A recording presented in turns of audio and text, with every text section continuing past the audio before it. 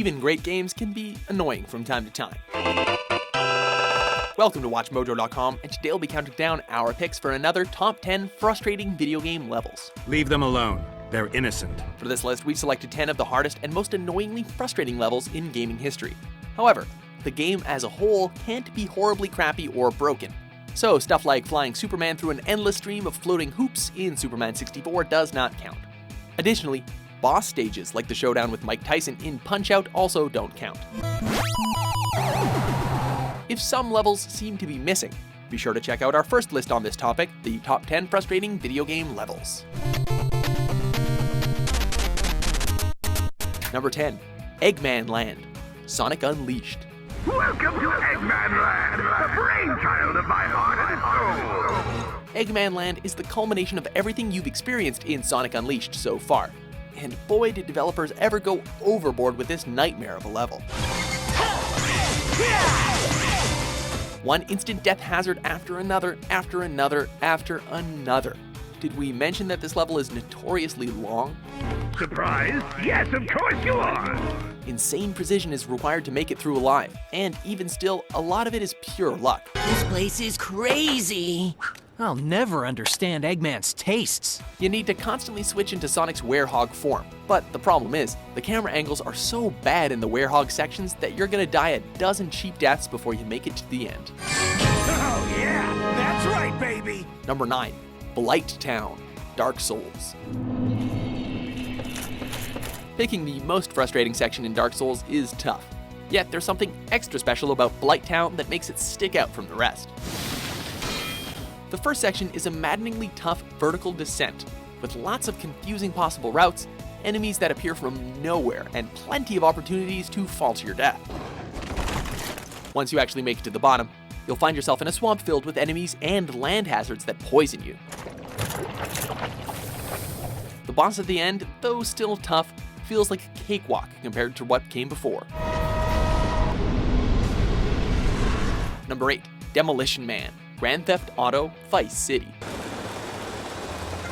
Rockstar decided that the best way to destroy a construction site was to make you fly a hard-to-control RC helicopter through narrow spaces while a bunch of construction workers try to smack you with their hammers, all while an extremely strict time limit ticks away. That makes sense, right? You catch on quick. Anyway, a couple of hammer whacks and your chopper is in flames. And that means game over. Ugh. Seriously, couldn't Tommy have just walked into the construction site and planted the bombs himself? He's murdered thousands of people in broad daylight already. It's not like planting a few bombs is crossing some sort of line. I'm no builder. No, I was thinking more of your demolition skills. Number 7, The Library, Halo Combat Evolved. Relatively linear compared to many levels in Halo, the library is nonetheless one of the most frustrating. You're basically under constant attack from the Flood as you slowly follow the monitor around the library. What makes things really annoying is that your progress is constantly impeded by closed doors that 343 Guilty Spark must slowly override. I will deactivate the security lock. Wait here. Of course, while you're standing around waiting, an onslaught of the Flood is gonna make things interesting for you.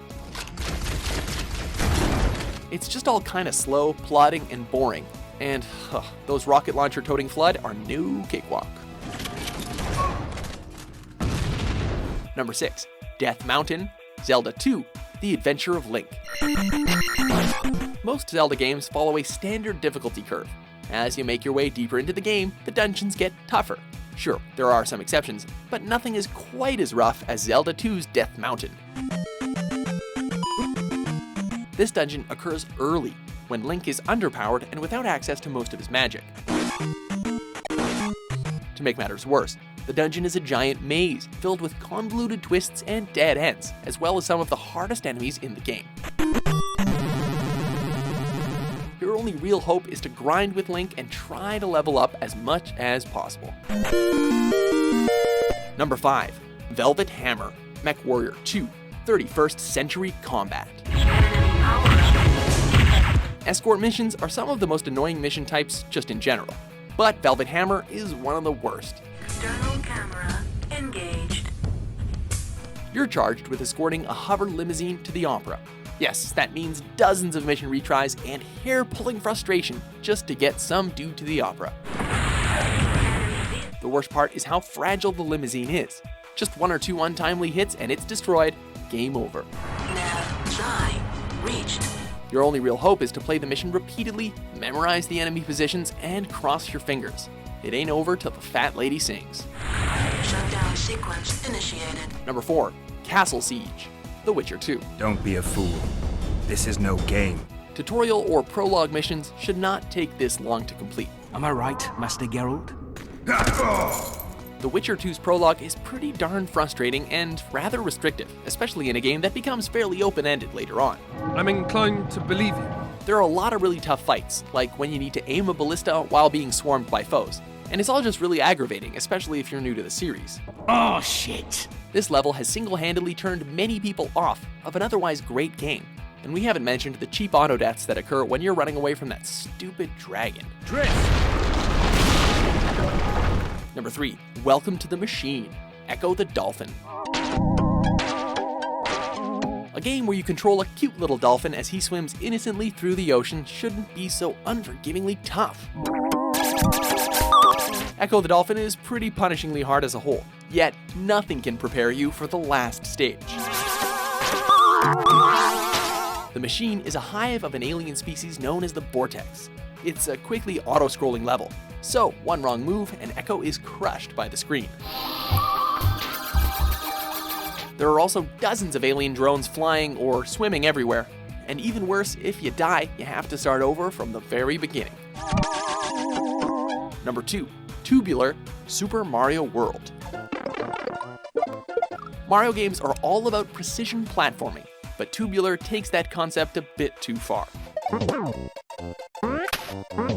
Tubular is like a checklist of all the moments that had you wasting 10 lives on a single level. Those P-balloons that turn Mario into a super vulnerable balloon? Yup.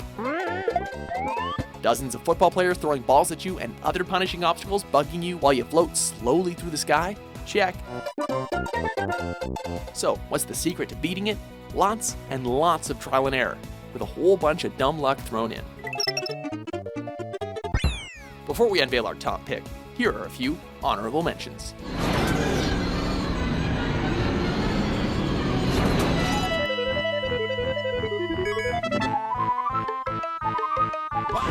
Building. Construction complete. Unit. Number 1. Parking lot tutorials. Driver. In a way, Driver was kind of a precursor to much of the gameplay found in the groundbreaking Grand Theft Auto 3, yet it never really gets much recognition. Why? Well, it's probably because half of the people who tried to play this game never made it past this annoying tutorial stage.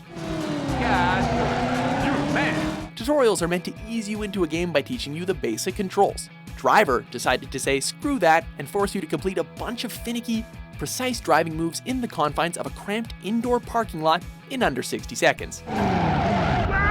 You scratch your car 4 times and it's game over. Seriously, it's just the worst. Do you agree with our list?